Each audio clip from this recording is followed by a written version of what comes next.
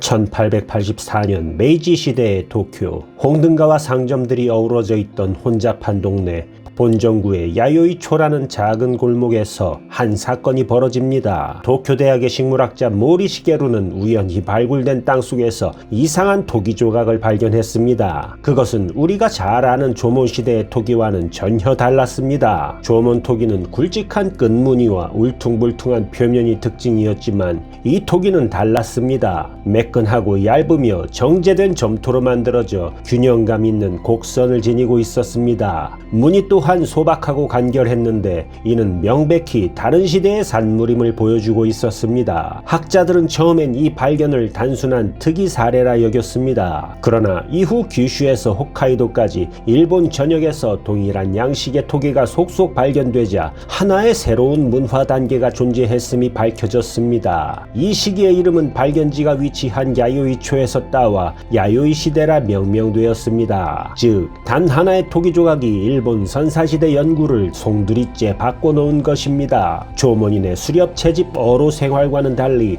야요이인은 본격적으로 벼농사를 시작했습니다. 한반도와 중국 대륙에서 전래된 벼와 철기 기술은 일본 열도의 삶을 근본적으로 변화시켰습니다. 인구는 폭발적으로 늘었고 쥐락과 계급이 형성되었으며 훗날 국가로 이어지는 기반이 마련된 것입니다. 야요이 시대의 문은 야요이 토기에서 열립니다. 이 토기는 조몬의 무겁고 장식적인 토기와는 달리 얇고 가볍고 무엇보다 실용적이었습니다. 그 변화는 단순히 흙을 빚는 기술이 달라졌다는 뜻이 아니었습니다. 삶의 방식 자체가 바뀌고 있었던 것이죠. 조몬인이 숲에서 도토리와 밤을 구워 먹었다면 야요이인은 논에서 벼를 길렀고 그 쌀을 지어 밥을 먹었습니다. 불 위에 올려진 그릇은 단순한 용기가 아니라 음식을 저장하고 이웃과 나누며 가족을 이어주는 도구가 되었습니다. 토기는 아무 말도 하지 않습니다. 하지만 우리는 알 수가 있죠. 그릇의 매끈한 표면, 손잡이의 크기, 굽기의 온도, 그 안에 담긴 건 단순한 음식이 아니라 그들이 기다린 추수의 계절, 함께 모여 나누던 저녁 식사, 그리고 새로운 공동체의 기억이었습니다. 야요이 시대가 조몬 시대와 가장 크게 달라진 점 중 하나는 청동과 철기의 등장이었습니다. 특히 도타쿠는 이 시대를 대표하는 상징적인 유물입니다. 높게는 1m가 넘는 것도 있었고 마치 교회의 종처럼 긴 몸체에 손잡이가 달려 있습니다. 이 도타쿠는 밥 짓는 도구도 전투용 무기도 아니었습니다. 논 옆에 묻히거나 제사 공간에서 발견된 것을 보면 그 목적은 풍년을 기원하는 제의, 곧 소리로 올리는 기도였던 것이 분명합니다. 도타쿠의 표면에는 짐승과 새, 그리고 논밭에서 일하는 사람들의 모습이 새겨져 있습니다. 그 작은 몸체 위에 그려진 그림들은 단순한 장식이 아니었습니다. 사냥하는 모습,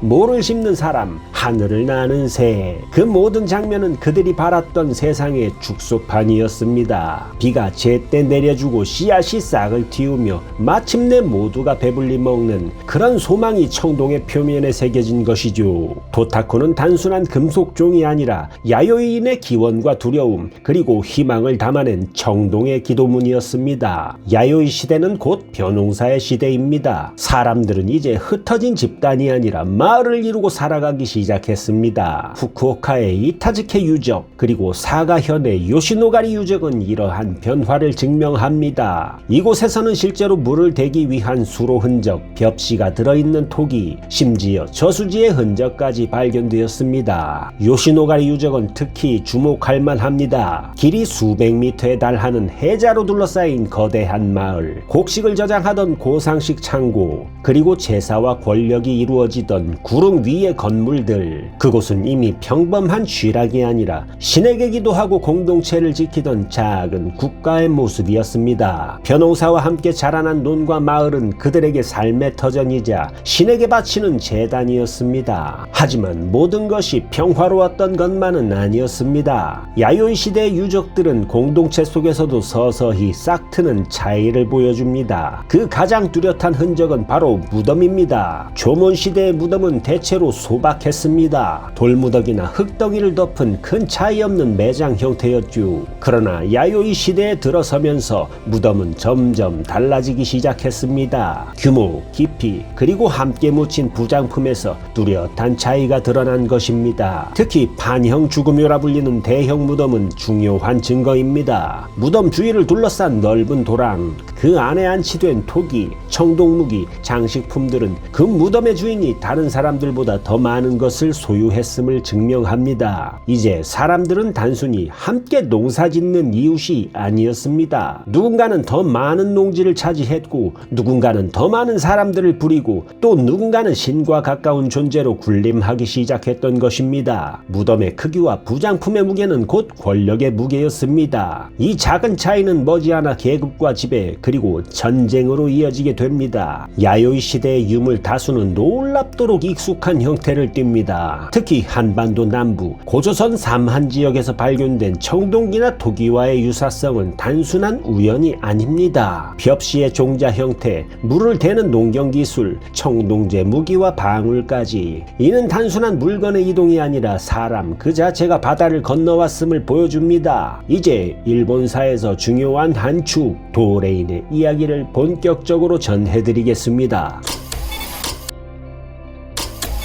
수천 년 전 지금의 한반도 남부, 사람들은 자연의 흐름을 따라가며 삶의 기술을 익히고 있었습니다. 그 기술 가운데 인류의 운명을 가장 크게 바꾼 것, 바로 벼농사, 쌀을 짓는 기술이었습니다. 벼농사의 기원은 기원전 8000년경 중국 양쯔강 유역까지 거슬러 올라갑니다. 그리고 기원전 1500년에서 1000년 무렵 그 물결은 한반도에 닿았습니다. 김해 대성동 고분군, 남양주의 가와리 유적, 부여 송국리 유적에서 발견된 벽시와 논유적은 당시 이미 한반도 사람들이 물을 다스리고 벼를 길렀음을 증언합니다. 한반도 최초의 벼농사 시기는 학자들의 의견이 일치하지 않으므로 대표적으로 알려진 내용을 전해드립니다. 벼농사는 단순히 굶주림을 면하게 하는 기술이 아니었습니다. 씨를 뿌리고 거두는 주기 속에서 시간이라는 개념이 정교해졌고, 물을 함께 관리하며 협동이 태어났습니다. 이 모든 과정 속에서 공동체는 더욱 결속되었고, 집단 조직과 신앙의 싹이 움트기 시작했습니다. 벼농사는 곧 문명의 씨앗이었습니다. 그리고 이 씨앗은 바다를 건너 또 하나의 역사를 열었습니다. 약 기원전 1000년에서 기원전 300년 사이 벼농사가 일본 규슈에 전해지면서 야요이 시대가 시작된 것입니다. 수렵과 채집에 의존하던 조문인의 삶에 벼농사가 결합되자 사람들은 정착할 수 있었고, 식량의 안정은 인구 증가를 불러왔으며, 인구의 증가는 곧 계층과 권력의 분화를 낳았습니다. 이 변화의 배후에는 한반도 남부에서 바다를 건너온 사람들, 훗날 도레인이라 불리게 되는 이주민들이 있었습니다. 그들은 단순히 벽시만 가져온 것이 아니었습니다. 시간을 나누는 방법, 물을 다스리는 기술, 함께 일하고 나누는 공동체의 정신까지 함께 전했습니다. 그들은 단순한 농부가 아니라 새로운 문명의 운반자들이었던 것입니다. 일본의 고고학과 유전학 연구는 이 사실들을 뒷받침해줍니다. 야요이 시대 인골의 두개골은 조mon인보다 길고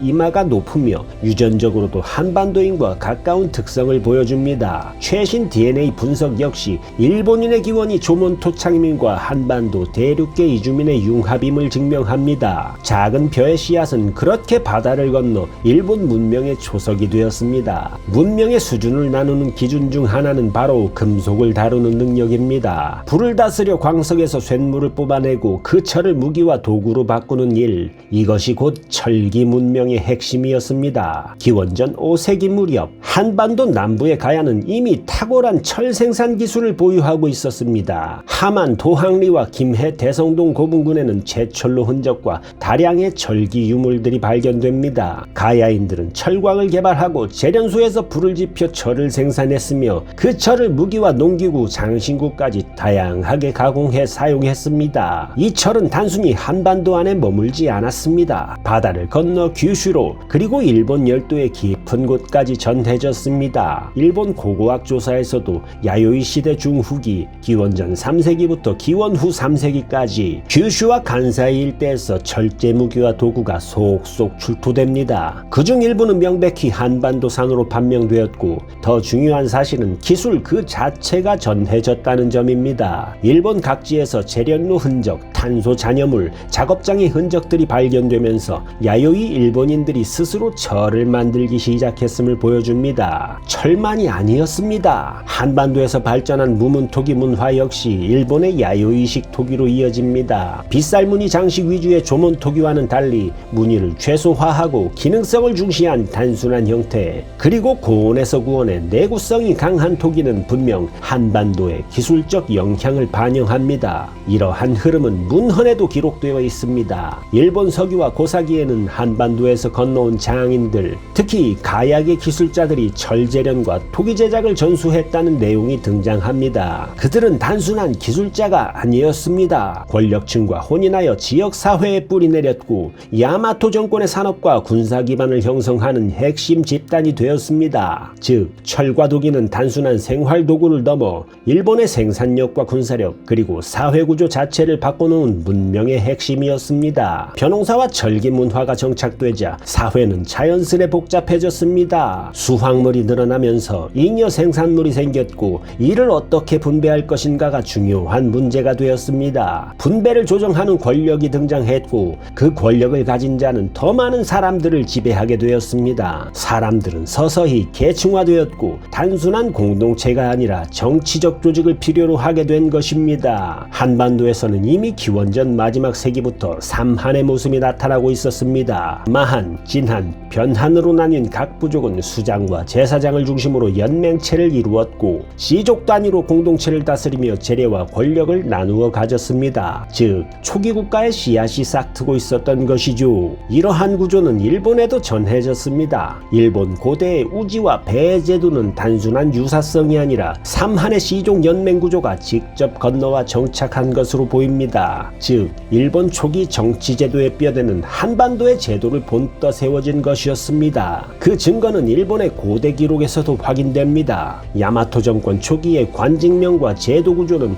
백제와 신라의 체계와 놀라울 만큼 흡사합니다. 이는 단순히 흉내를 낸 것이 아니라 한반도에서 건너온 도레인들이 직접 행정과 의례에 참여했음을 보여줍니다. 실제로 일본 서기에는 백제 왕족과 학자, 장인들이 일본 조정에 초빙되었다는 기록들이 남아있습니다. 특히 백제는 일본의 율령제의 개념을 전해줬습니다. 일본의 초기 율령제도는 백제의 관제를 간략화한 형태로 이해되며 법과 관직체계, 행정구획 개념이 이 시기 정착합니다. 즉, 일본의 국가체계가 태동하는 순간 그 설계도는 한반도에서 건너온 셈입니다. 정치구조뿐만이 아닙니다. 왕을 중심으로 하는 재래체계, 관직서열의 위계, 그리고 왕권 강화를 위한 의례까지 이 모든 것은 한반도의 경험이 일본 열도로 전해진 사례였습니다. 결국 일본 고대 국가의 탄생은 단순한 철과 쌀, 그리고 물질의 이전을 넘어 국가를 구성하는 철학과 개념, 정치적 사유까지 함께 전해진 결과였습니다. 한반도의 기억이 일본이라는 국가의 틀 속에 새겨진 것이죠. 정신의 물질은 물질보다도 더 깊고 강한 흔적을 남깁니다. 불교는 바로 그런 문명입니다. 서기 538년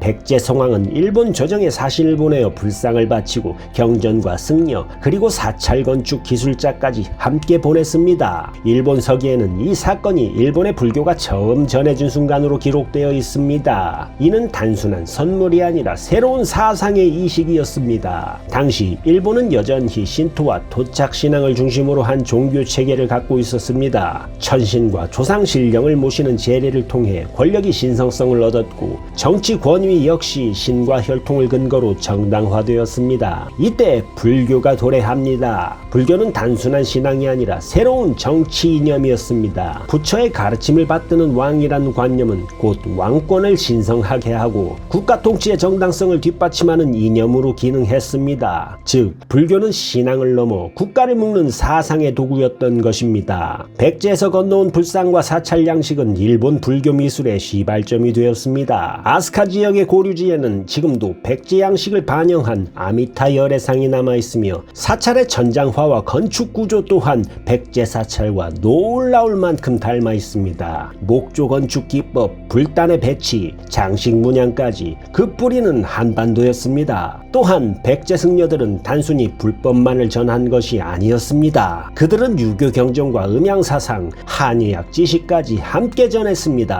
이는 일본 학문과 의료 체계의 토대가 되었고 고대 일본 문화의 뼈대를 형성했습니다. 불교의 전례는 정치에도 거대한 변화를 일으켰습니다. 일본 조정은 불교를 공인 종교로 채택함으로써 귀족 중심의 통치 체제를 강화했습니다. 사찰은 단순한 신앙 공간을 넘어 왕권이 지역을 지배하는 거점이 되었고 불법을 후원하는 것은 곧 권력자의 권위를 높이는 길이었습니다. 도레인의 출신은 다양했습니다. 기술자, 장인, 귀족, 학자, 승려에 이르기까지 여러 계층으로 구성되어 있었습니다. 왕실과 혼인하고 행정을 맡고 사상과 기술을 전파하며 국가의 중심부에 자리했습니다. 대표적인 사례가 바로 백제 출신의 한씨 가문입니다. 이들은 외교와 행정 업무를 맡아 야마토 왕실의 정책 결정에 깊숙이 개입했습니다. 국제정세와 한반도의 제도를 일본 조정에 전한 일종의 브레인 집단이었던 것이죠. 또한 가야게 다스타 씨는 뛰어난 제철 기술을 바탕으로 무기와 농기구 제작을 이끌었고 신라의 도노미 씨는 유교 경전과 제례를 가르치며 일본의 학문과 정치 문화에 뿌리를 내렸습니다. 그들의 이름은 일본 서기와 고사기에도 분명히 남아있으며 고고학적 발굴에서도 한반도의 유물과 주거 양식이 곳곳에서 확인됩니다. 그들은 문명의 운반자이자 체제의 설계자였습니다. 철교와 벼농사, 불교와 유교, 행정과 예술, 의례와 신앙까지 그들이 건너온 길을 따라 일본은 한반도의 경험을 받아들이며 국가로 나아갈 기반을 쌓았습니다. 문명은 결코 혼자 만들어낼 수 없습니다. 바다를 건너온 사람들과 그들을 받아들인 사람들이 함께 만들었듯